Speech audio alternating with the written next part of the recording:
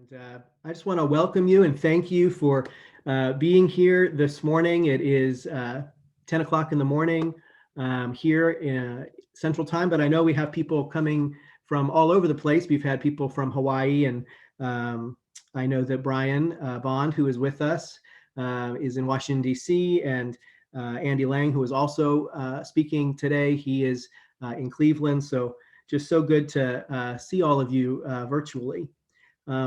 I wanted to just kind of frame this a little bit before we get started with a question for you. And if you noticed the title of this workshop, it is Inclusivity Matters, Open and Affirming Communities Save Lives. And I want you to unmute if you feel comfortable and answer, just popcorn style, answer the question for me. Why would I say that open and affirming churches save lives? Because it gives us a place to go where we at least have a sense of feeling accepted and loved. And without love and acceptance, we can get very filled with despair. Thank you. We all know the statistics around suicide for LGBTQ youth in particular, and having a good spiritual foundation is helpful in resolving some of those issues. But for many, many, many people, especially in this part of the world, they were raised in a church home that is not friendly to them. Thanks, Chris. You know, Chris mentioned the statistics, and I do want to mention those as we get started here. So the Suicide Prevention Center Resource Center says that between 5 and 10% of LGBT youth, depending on their age, have attempted suicide, which is a rate that is 5 times higher than heterosexual youth. And LGBTQ individuals are more than twice as likely as heterosexual individuals to have a mental health disorder in their lifetime. 1 in 4 LGBTQ people report experiencing discrimination. 70% of those say that discrimination negatively affected their psychological well-being. And this is an important number for us. 47.7% reported that discrimination that they experienced negatively impacted their spiritual well-being. So it's important for us to acknowledge the harm that comes both intentionally or unintentionally when we decide not to have these conversations, when we are silent or say that we don't want to talk about it in church, because we have a real opportunity to help people in our churches and in our communities.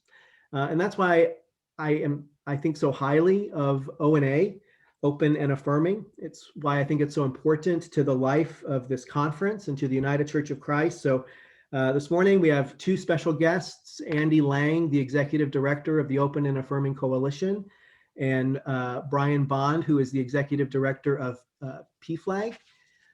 So I would like to turn this over to Andy to give you some more information about Open and Affirming, and maybe you can say some more about the work that you do, Andy. Sure, I'd love to. And thank you, Michael. And it's really an honor to be with you. I've been, I think, at least once to the Kansas-Oklahoma Conference annual meeting, which was several years ago, but I was in Wichita, and I did not realize that is actually the geographic center of the country. So even though the Ohio Conference has changed its name to the Heartland Conference, obviously I'm now virtually in the heartland of this country. I am the Executive Director of the Open and Affirming Coalition, as Michael said. I have been for the past 10 years. And the ministry that we have is to, first of all, guide churches through a healthy ONA process that will lead to a serious commitment to include, welcome, and advocate for LGBTQ people in the community. And the second is to support existing ONA churches in mission, ministry, and advocacy.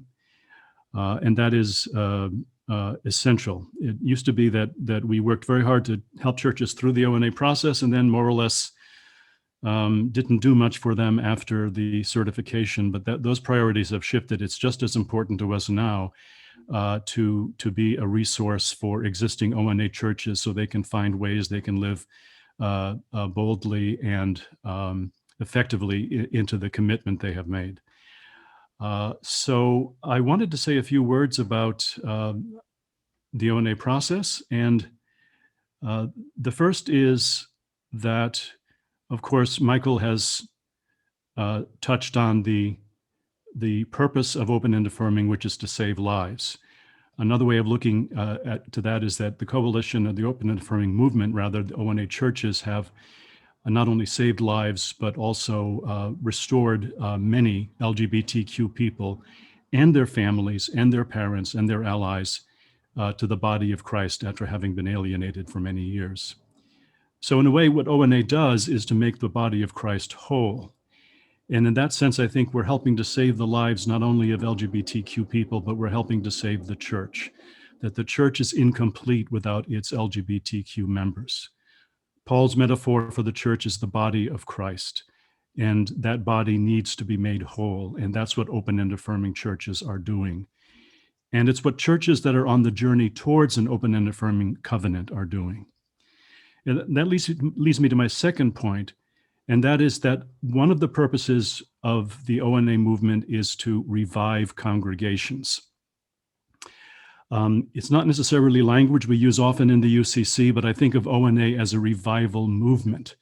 And revival, of course, means restoring something to life.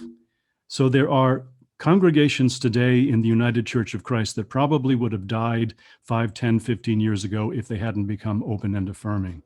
Because ONA really wasn't only about welcoming LGBTQ people into the community. It certainly is that, but it's also about finding new ways to live according to the gospel, to find new ways to be in relationship with God and each other. And in that sense, ONA is a revival movement. I'm just going to very briefly, hold on a second. I need to share my screen.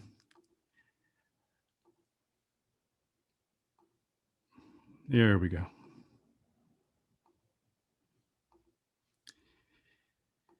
So just a couple of slides to show what this means in practical terms. The first is that ONA churches on average have 33% more members than non-ONA churches. And most of these numbers, by the way, are from the year 2018, the last year that we had complete statistics. So the average ONA church has 205 members. The average non-ONA church in this denomination has 156. And that also translates into worship attendance, that ONA churches also in 2018 averaged 33% higher worship attendance every Sunday than non-ONA churches. And also another sign of the relative health and vitality of ONA churches, that in 2018, they reported 50% new members than non-ONA churches. That included baptism, as well as new members being admitted into the congregation. And as a result, ONA churches are closing at a lower rate. Now, of course, ONA churches are also part of mainline Protestant Christianity. We have the same problems everybody else does.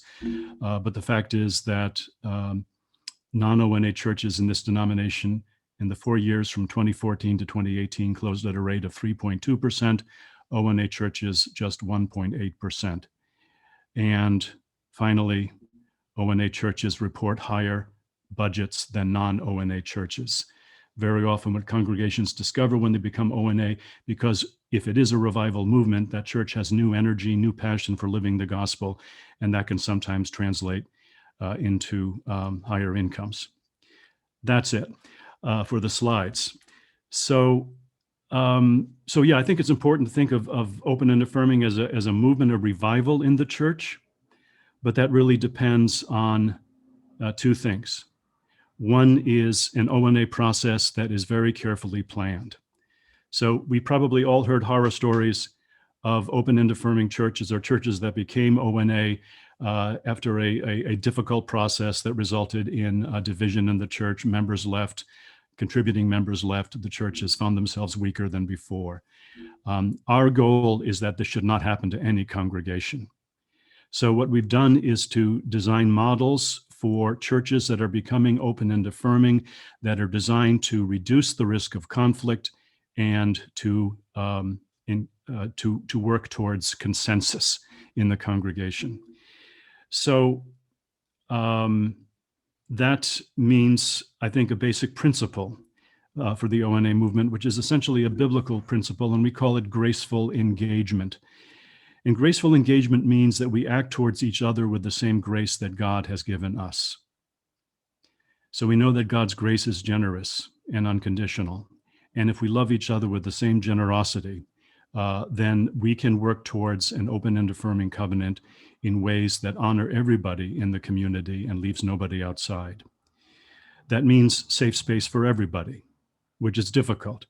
In an ONA process, it's difficult for LGBTQ people like myself to hear some of the same arguments or the same proof texts from Scripture that were used to demean us and to challenge our humanity as children of God.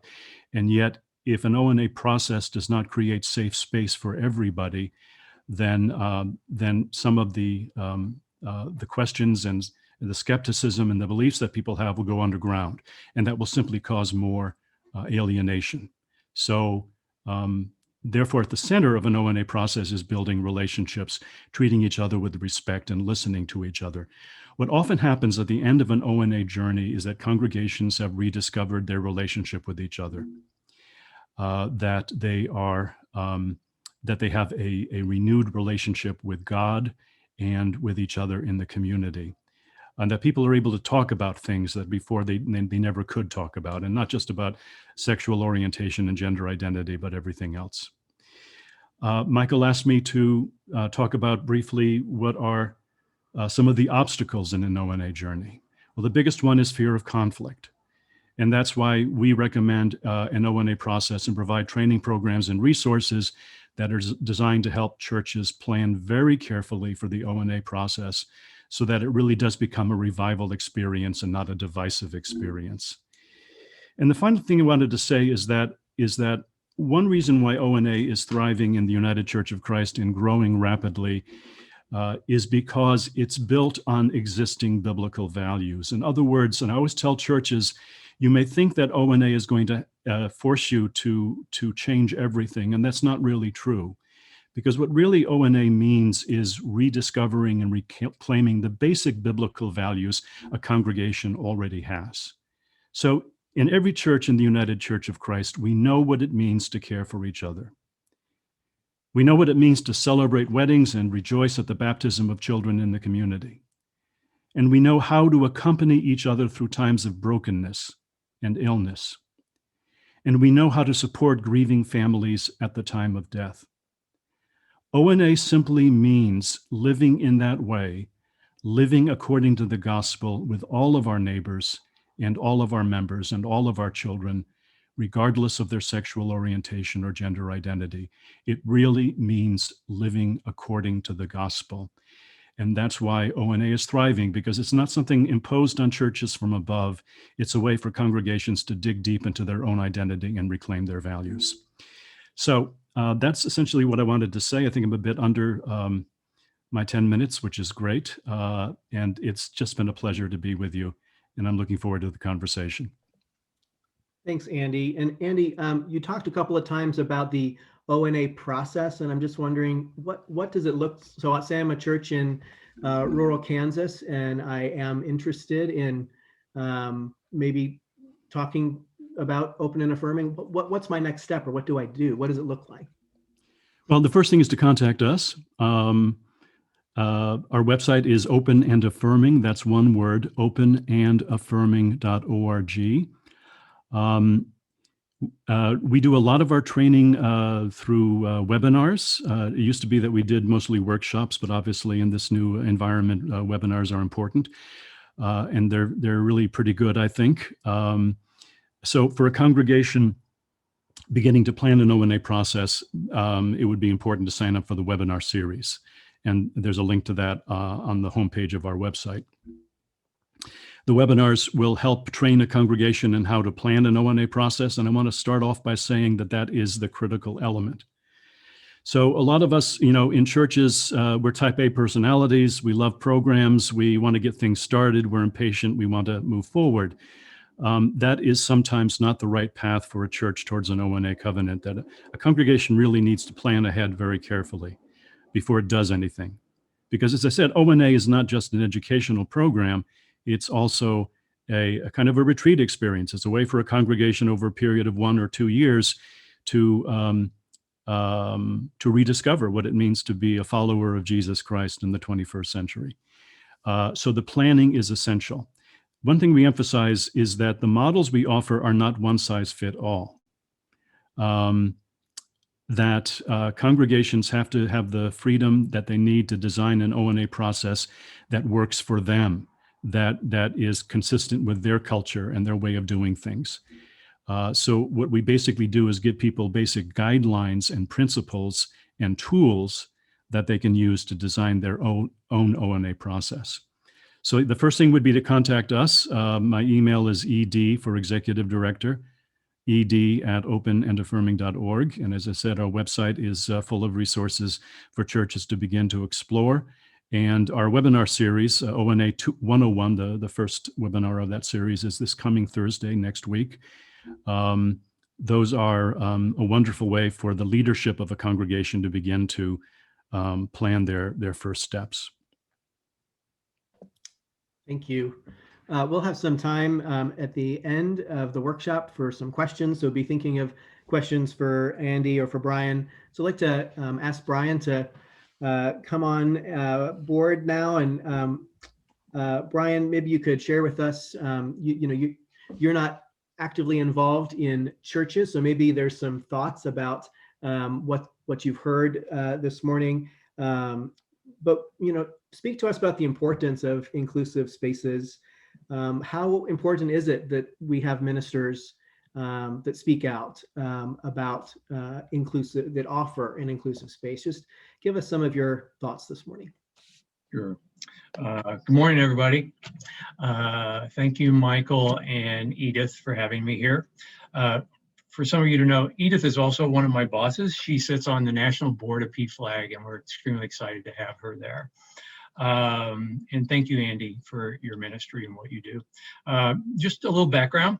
I'm really sad we're not in person for any number of reasons, but I'm from Joplin, Missouri. And so I am no stranger to Kansas and Oklahoma for many reasons. In fact, if anybody's on here from Wichita, I'm really disappointed I won't be at the Doodah Diner for biscuits and gravy. If you haven't been there, I would strongly recommend it. So that's a little bit about me. PFLAG. I think most of you are familiar with PFLAG, but just a little background. PFLAG is the extended family of the LGBTQ+ community. We're the largest and oldest organization of parents, family, allies, friends, and LGBTQ+ people committed to making communities safer and affirming for those we love. PFLAG will be 50 years old in 2023. Started in 1973 by a mom and an ally in the basement of a Methodist church. If you're not familiar with PFLAG, please go to pflag.org. And it's, for me, part of the reason I came to PFLAG, which is interesting as far as the theme for this morning's discussion. For me, it was pretty simple. It was about saving lives and trying to keep families together. And I learn every day. Some of the stats have already been talked about, but I just wanted to talk a little bit about the need and the harm, the opportunity and the hope. And then, honestly, I'm here in this workshop today, less to talk and honestly more to learn. We've talked a little bit about some of the stats, but just to kind of drill down a little bit more, 40% of homeless youth identify as LGBTQ+. Suicide was mentioned. It is the second highest cause of death. And for LGBTQ+ folks, 3 times higher chance of wanting to commit suicide. And then the American Academy of Pediatrics, did a survey recently that showed that 29.9% of transgender males or females have thought and contemplated seriously about suicide. That number was about half for trans boys and 41.8% for gender non-binary. Now, the one mitigating factor in all of this was the acceptance of a family member or a friend or an adult. That's crucial to this discussion. And I'm not saying, let me be clear, I'm not saying that these horrific stats are the result of religion, but they are one of the factors in it, in families feeling, or kids especially, feeling welcome. And I would also add, since a great swath of the area you cover is not what you would call a big city, there is mapping data that shows that the percentage of LGBTQ plus folks in rural areas is pretty much the same as it is in urban areas. So, that standard line, yeah, we're kind of everywhere. And there's definitely a need. I know I'm kind of speaking to the choir here, but my own, it's kind of funny, I was talking to Michael and Shannon, I believe, when we were first starting, as I was going through the process of getting ready for this discussion, and then I'm speaking on Saturday.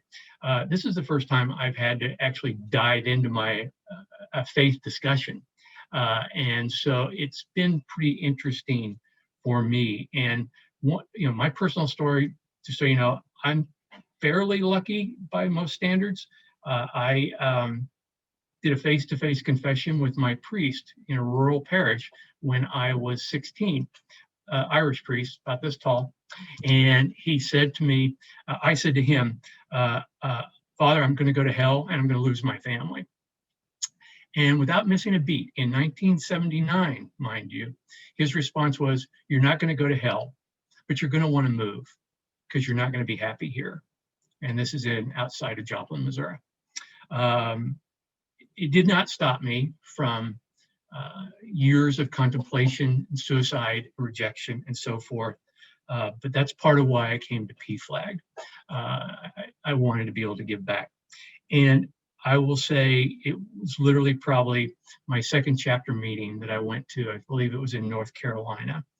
And of the 25 people there, every other story, there was a faith thread to it, and the impact of their kid coming out and them having to choose between their kid and their God. And I don't believe it has to be an either or. I believe that from the bottom of my heart. That's why I'm so grateful for the United Church of Christ and the work you do. For many of the parents I have talked to, this has been less about an intellectual struggle and more about a crisis of the soul. The Bible didn't teach me this. Why is my kid like this? What am I supposed to do? And we know the truth. Many families make choices, and some of them are very sad. But I don't believe it has to be either or.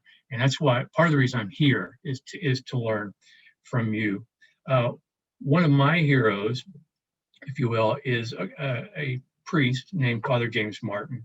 And he said Jesus' movement was about inclusion and the creativity of a sense of us.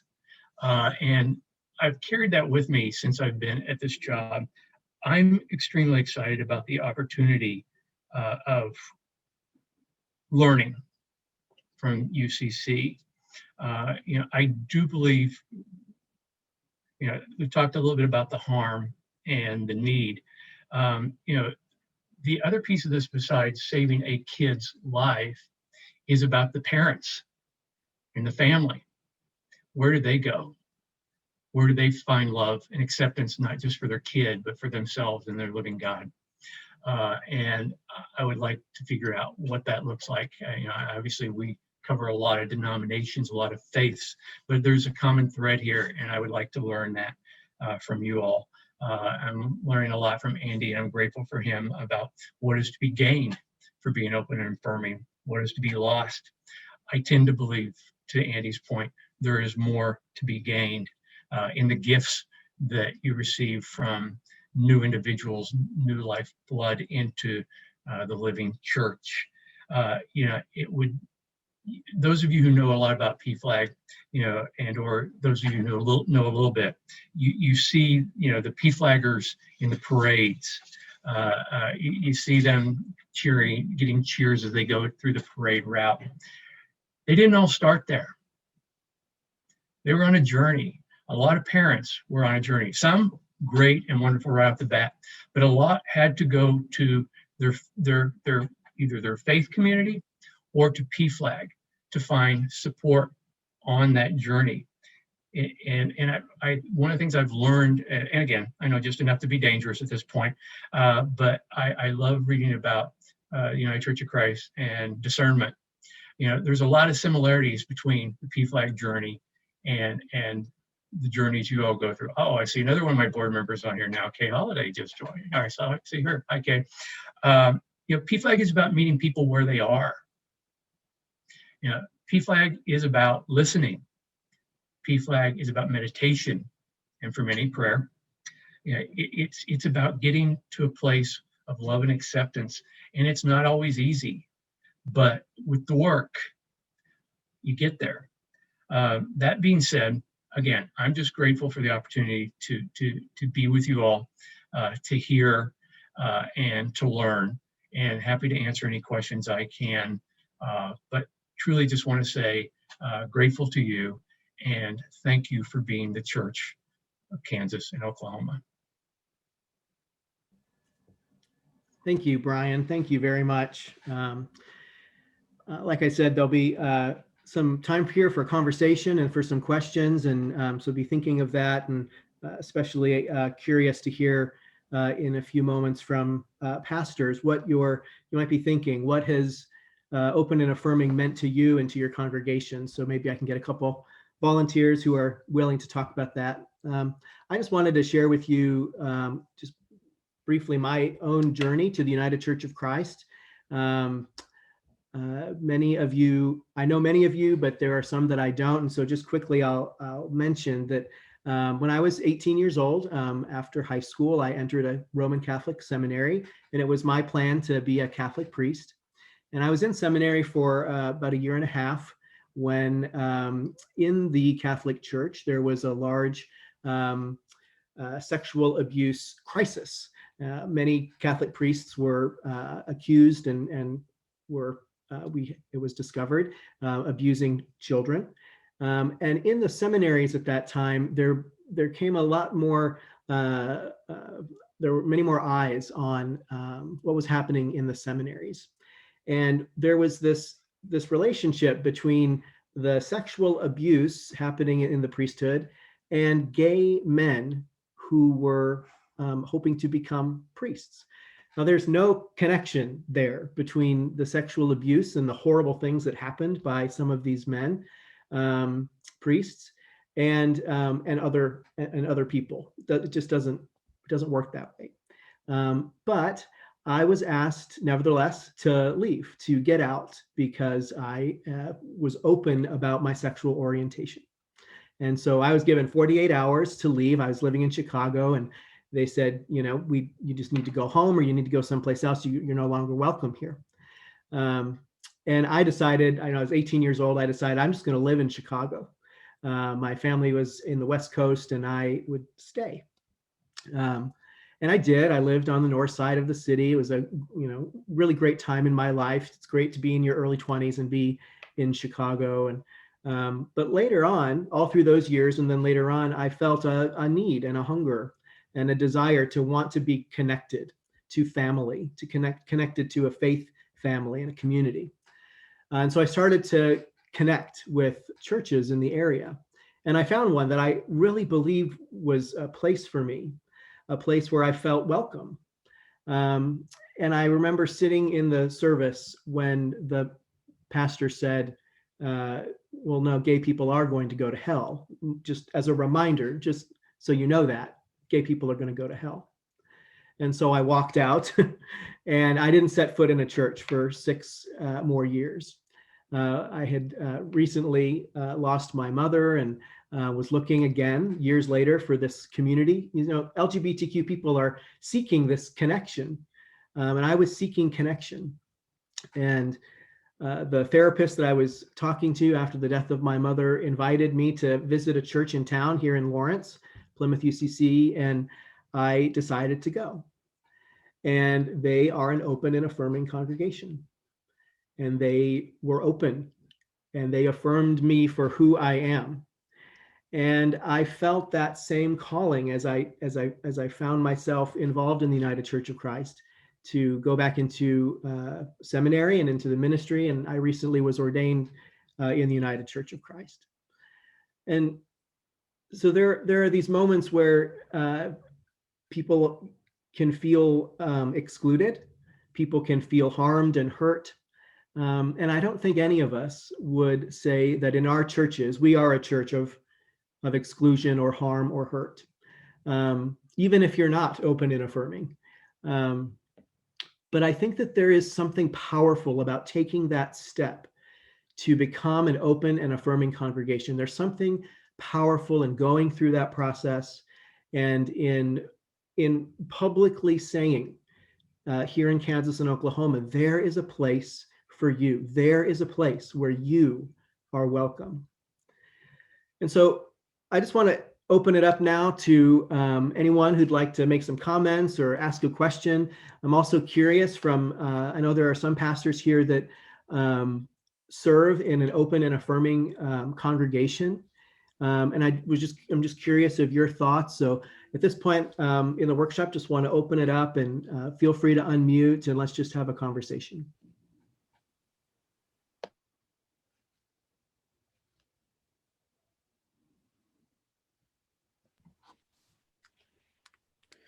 Well, I have actually served only at open and affirming congregations. I'm a second career pastor and began my pastoring as a new church start pastor in Norman with the amazing Kay Holiday, starting a church in her living room, actually. And that was our first meeting. And that was set up specifically as an open and affirming church in Norman, where you didn't have, people I would think of a university town and think of, you'd have all these progressive churches around and all that kind of stuff. And there were scant few in Norman, Oklahoma. And one of the primary ones was a United Methodist congregation that itself was open and affirming. But once you left the doors of that place, it was not in a larger setting open and affirming at all. So, that was a really unique opportunity. And then moving back to the planting church at Mayflower in Oklahoma City. And Mayflower is one of those churches that never went through the open and affirming process. And I think had to give itself some education on why Andy would lend some voice to this, why it's important to make that public declaration, and did that work and made that declaration. It was a unanimous vote, which is fairly unusual. And became an open and affirming church. And then I moved up here to Tulsa to Fellowship, which has been an open and affirming church since the mid 90s and was one of the first churches here in Tulsa. Also not a haven for either progressive churches or open and affirming churches. And in all three cases, I would affirm exactly what Andy is kind of indicating, that it is absolutely a justice issue and absolutely an issue about human rights. And then beyond that, it is also an issue of deep spiritual importance to what it means to be inclusive. And from my experience, and this is what we talk about here at Fellowship all the time, that adage of open and affirming now pushes us to think beyond just what it began as, which, it began as a statement about, LGBTQ plus persons, and now really extends beyond that into our discussions of racial justice, into our discussions about what it means to be living on what was tribal land here in Oklahoma, what it means for us to think about our own past and where we want to head in the future. So it's a much more broad opportunity for us to think about what it really means to not only, every church in the world says everybody's welcome, but what it means to actually push that and consider how that ought to change us as followers of Christ and as a church. I'll piggyback on Chris. So I also have served only open and affirming churches. And I actually just got finished taking a racial justice boundary training offered from the California UCC conference. And some of the language that we learned in that training, I'm going to copy and paste it in the chat. It was developed by Reverend Davida McAllister, and it talked about some of these words that we're using. And so like the first two words are tolerance and acceptance. And we talked about those words, how really there's nothing good there. There's nothing good about being a tolerating church or an accepting church because it's not far enough. It doesn't affirm a person. Right now, my roommate works for Free Mom Hugs and is teaching a class at OU about LGBTQ affirmation and things like that. And one of the assignments that the students have to do is they have to contact 5 churches somewhere in the area and ask them if they are open and affirming. And so many of these churches initially say, well, yes, we're welcoming, we include, but these words, welcome and include, is not the same. It's like tolerating or accepting, but when you push harder, okay, would you marry me? Would you, it's like all of these other things. And so then you can move towards respect and affirmation in this model by Reverend McAllister.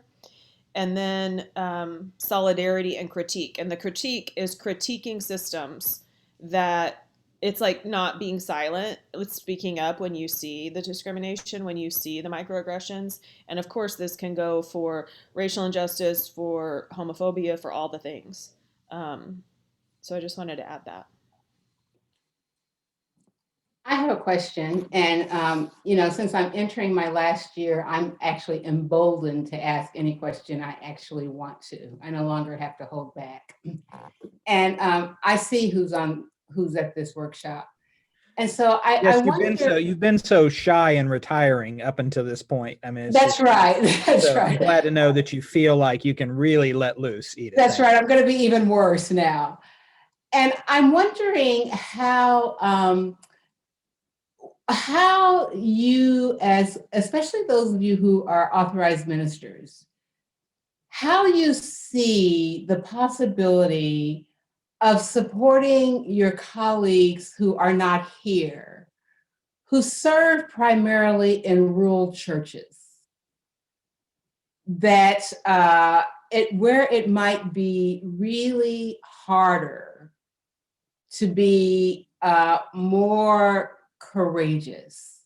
How might you encourage them and support them in taking the steps to even begin to explore this conversation in their congregations?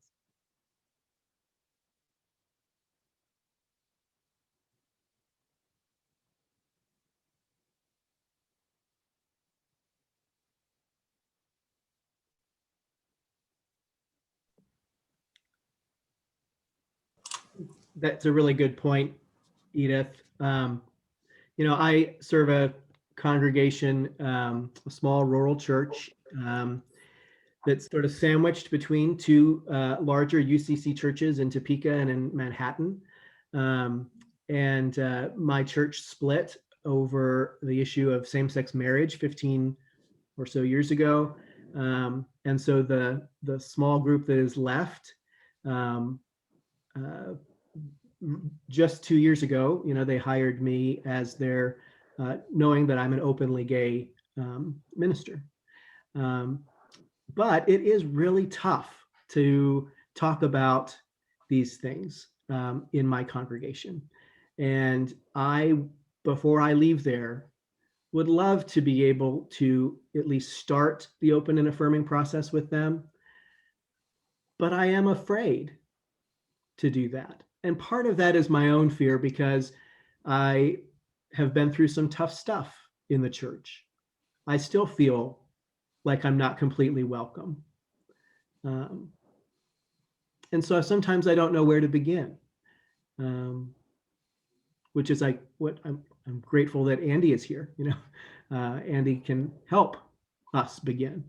But I think it's taking that first step. And I think it's hard to know how to do that sometimes, especially when these are conversations in rural spaces that you just don't have. Yeah, because I mean, we're talking, for instance, like Alma, like Frieden's, like Cheney, like Baldwin,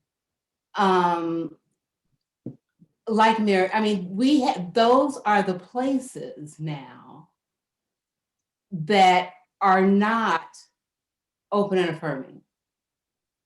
And so how will you as a conference and as authorized ministers help that conversation, support your colleagues who, for the most part, are pretty progressive? Your colleagues are progressive. Edith, you, I think, have modeled this for us in providing cover for one another, cover that is this supportive and yet very direct, empathetic storytelling. I know when I was preparing to arrive as Plymouth's first female pastor, you came into the pulpit and spoke a hard but true and necessary word. And I'm thinking that this has its parallels for congregations exploring ONA and for providing courage to our colleagues, especially when we have the opportunity to zoom in at this moment to each other's worship services. There might in fact be space for us to do that work, be it a sermon, a testimony, a lived experience, etc. I think for me, the newly retired pastor, what I found is when I entered my small rural church, Eudora, Kansas. However, it's a largely farming community, very, very conservative politically, but it's wedged right in between Lawrence, Kansas, which we call the spot of blue in a very red state, and Kansas City, which, is a large city, larger city. So there's opportunities there. As I entered as a candidate at that church, there was an LGBT teenager on the panel and an LGBT parent on the panel, and the rest of the people were, for the most part, very liberal. So I had never heard of ONA. This is my first UCC church. Prior than that, I was ordained and served in Unity churches. And to my shock, on my presentation Sunday, the chair of that committee introduced me as, this is the Reverend Dr. Shanna McAleer. She likes to go by Pastor Shan, and her wife of 25 years, Kathy Snyder. And I just looked at everybody and thought, wow, okay, this is a very open church. And I corrected them and said that Kathy and I weren't married because we couldn't be yet. And now here we are 31 years together and married. The thing I would like to add about this is we were very, very active in the ONA process. Andy was very, very helpful. Edith was helpful. Others were helpful. There didn't appear to be any major conflict. When we had the vote, one person voted no, and they're very honest about it, and they left. And for the most part, we went right along. We together did our ONA covenant and followed all those steps. From time to time, the question would come up about, are we getting too gay? Is our church getting too gay? And my answer was always, well, as far as I'm aware of, unless you all tell me, as far as actively there every week, the LGBTQ people are myself and my wife. So I don't think we're growing a gay church, but that's how it continued to sort of multiply as we put up our rainbow banners, as we advertised in the local magazine that the gay pastor in town and her wife and, St. Paul, all of that seemed very positive. I think the error in judgment that I personally made and that I would really look at doing differently is, once all that process of becoming open and affirming and then people rallying around the idea, and we have a lot of families in the church who have at least one LGBTQ child, we didn't bring, as newcomers came into the church, we didn't bring them along in the process of understanding what that meant. And so 6 years into the ministry there was suddenly a big meeting. We're getting too gay. We don't want a gay banner on our outside of our church. We had it all on the inside, but people are calling us the gay church, and so they think we're all gay. And that discussion, and I think if I had taken, and if we as a church council and membership had taken the steps to, as new people came on board, fully educated them on what this means, it would have been more successful. Now, the church is left with clans of people, basically, that have been around forever. Almost all of them are people who have family members that are LGBTQ, and so they're staying to fight the good fight and have all committed to seeing how to work through that process.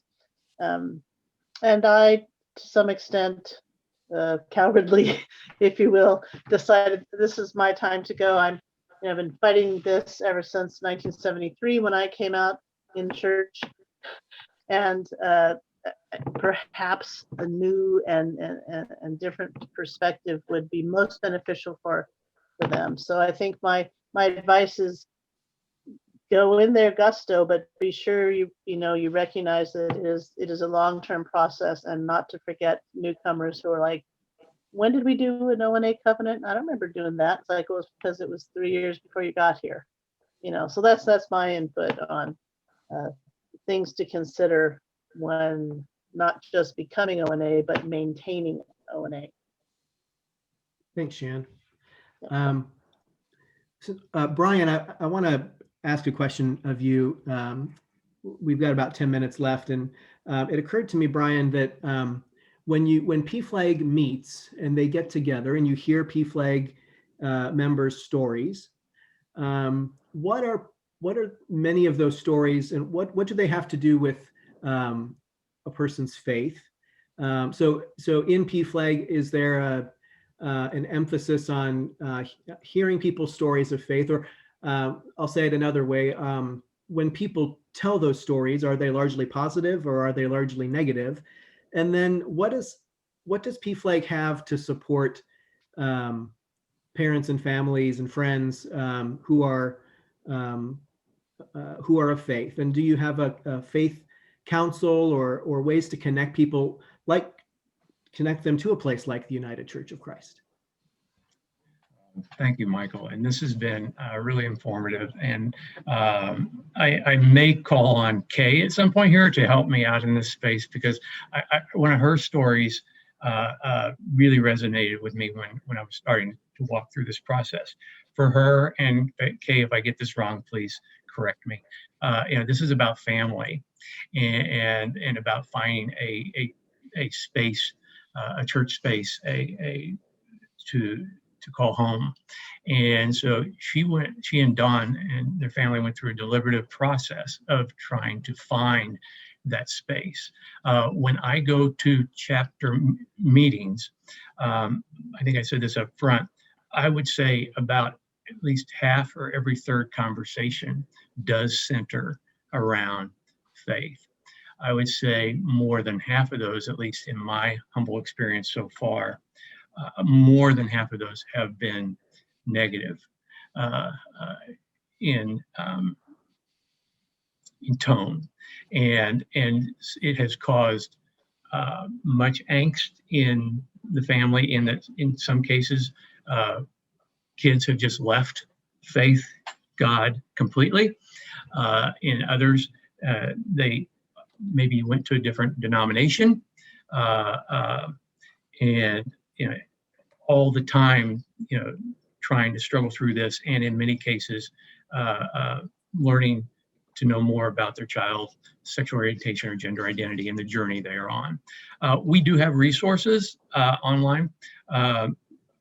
One of the commitments I made this year actually is to update some of our faith publications. So Andy, you will be hearing from me on this as we do that.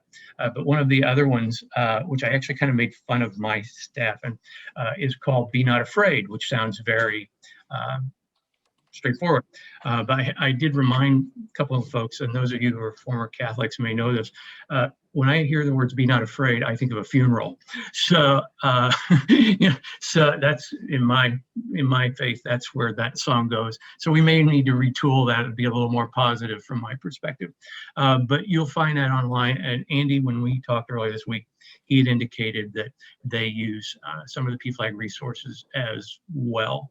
But I think we need, and this has been a really helpful conversation, I think we need to retool and update some of the material we do have. I would welcome input from UCC and Out and Affirming as we try to do this.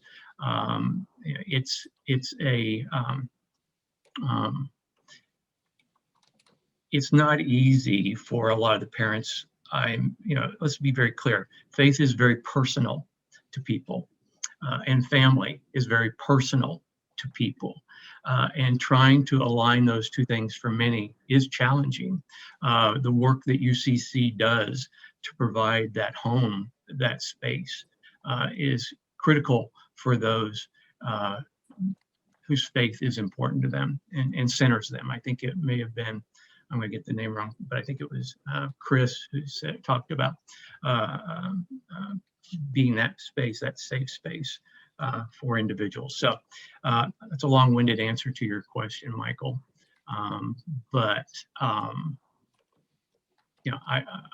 It's a big issue. It's a huge issue. The number of, I can name 5 people right off the top of my head who's the first thing out of their mouth when I went to a PFLAG meeting in their city, and these are small towns. I try to mostly go to small towns if I can, or their PFLAG chapters, was, my kid basically was kicked out of their youth group.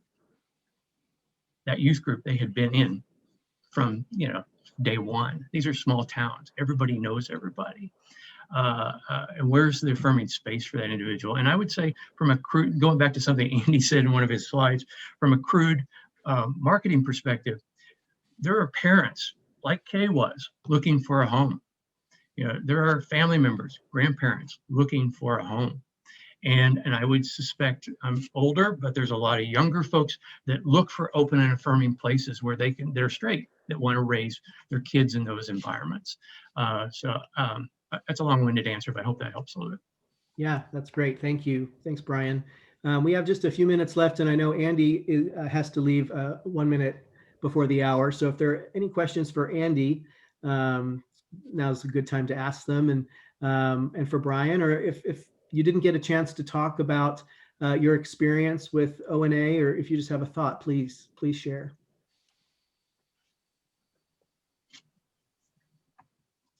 One question that I had for Andy is, I've also served in rural congregations, and to me, it seems like one of the big barriers to ONA is that we build up this idea of conflict. People are going to be upset. People are going to leave the church. And we make that like a narrative that's always true. When in reality, I wonder, and I think even in our conference, we've seen this, that it's like often a very small number of people speaking very loudly and repeatedly, and a larger number of people who just either like don't want to speak up or don't, want to avoid the conflict, but don't agree. And so it's not so much coming to a consensus, it's learning to deal with the fact that one or two people may not like the decision. One or two people may leave. Yes. And maybe I feel like some of our congregations who have already done this could help our smaller rural congregations by sending people from your congregation. Send someone who has worked with PFLAG. Send someone who has been through the ONA process to sit with the congregation and say, hey, here's it, like, we're real people who have done this, and here's how it worked for us. But specifically that, like, I'm curious about if you would agree with that assessment, or if you think there is really a bigger issue where it's like dividing churches and churches are closing, or is it just an issue of learning how to deal with conflict that isn't as big of a deal as we think? Yeah. And sorry, you only have like 2 minutes to answer, but I appreciate That's quite all right. No, thank you, Rachel. So fear of conflict is one of the principal obstacles. And that's why the kind of ONA process that has been developed over the past 30 years, not only for the UCC, but also our partners and other denominations, Presbyterian, United Methodist, and so on, is really about finding ways not to avoid conflict, but to reduce the risk of conflict. And I can only talk about reducing the risk because it will often happen. It's not typical that churches will reach 100% agreement or consensus. But yeah, and I'm finding in churches that are going through this process that they are aware of this, that, so if you have a vote, for example, where 40% vote no, that's a disaster. We give churches the tools they need to be able to see how far they've come before they even schedule a vote. After they circulate the draft covenant, we say, look for 90%, look for 95% acceptance. And very often what happens is that some of the people, not all who vote against, are still going to stay in the church because they love the church and because they've been treated with respect and because their questions have been taken seriously, they've been listened to, they've not been shut down, and they've not been shamed. So to me, that's a good outcome. You may have one or two individuals who leave. You have more individuals who voted no, but loved the church enough to want to remain and thought it was a good conversation. And that to me is the average, and that's what's ideal. The churches that really, and congregations just don't fail because of ONA. I mean, so that's kind of an urban legend. As I said, the ONA churches on average have more membership. They're attracting more new members than non-ONA churches. They have an opportunity at least for growth or for maintaining membership. And so it's kind of an urban legend that churches, have closed down because they became ONA. In my experience, at least in the past 10 years, that hasn't happened. But there have been churches that have been harmed. And that has always happened in my experience because they drove full steam ahead into a program without carefully considering where they were, not doing the hard work to keep relationships open. So unfortunately, I do have to go, but because I've got a prayer service to lead at 12 my time, which is 11 your time. But thank you so much. I just want to say thank you to everybody. And please don't hesitate to get in touch with me anytime you want to. I do nothing except support ONA churches and churches becoming ONA. So please don't hesitate to reach out to us if we can help in any way. Thank you, Andy. Thank you. Well, it is at the top of the hour, and so it's time for us to close. Unless there are any last comments, thoughts, questions that you'd like to share. I'd like to share real quick, just real quick, the experience that Wichita UCC has had, formerly Pilgrim congregation, formerly Fairmount congregation. The two churches merged into Wichita. Before our pastor, and I'm a member of Wichita UCC, before Phil Hobson, our minister, had came, we were Pilgrim and Fairmount. Before we merged, we were both opening and affirming churches. And everybody, at least in Pilgrim, that was fine. You know, I think the opening and affirming, I think a lot of them really kind of didn't understand what that meant, but if it didn't affect it, I mean, it was fine. Then Phil Hobson, our minister, had came, and we had told him that we were opening a affirming church, and he said, "That's great." And he says, you know, he says, "I would like to put a flagpole on your property." We said, "Oh, okay, that's cool. You know, let's flagpole. Yeah, that'd be cool." And then he says, "Then I want a rainbow flag on it." And when he said the rainbow flag, a lot of them we got a lot of mixed comments. We've got some people were, "Oh no, we don't want to do that. No, we don't want to do that." And some were, "Yeah, let's do that," you know. And a way to tell the public or Wichita there that we were opening an affirmed church was the rainbow flag. And that's what he was telling us, you know, that's the way to get it out. And some people, you know, we had lots of discussion about it, about, you know, if we put the flag up, it's like, we're gonna, you know, people's gonna come and target us, and, you know, people's gonna burn our property and all that stuff, you know. Advertising we're a gay church. Yeah, advertising that we are a gay church. Do you want to do this? and so my husband could tell you more than I could. Well, but so you know, we got the rainbow flag, we put it up, and we've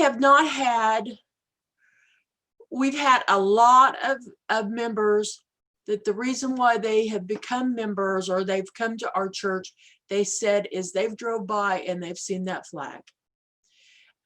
We have not had one that I know of incident.